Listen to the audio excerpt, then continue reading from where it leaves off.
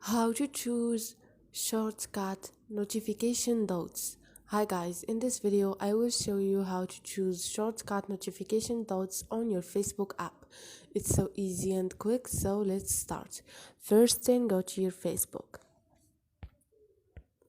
And now click on the setting icon beside the search icon.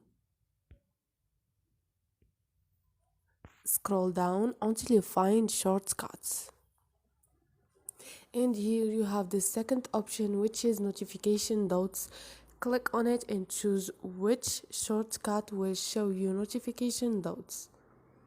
And now you can choose watch, profile or menu.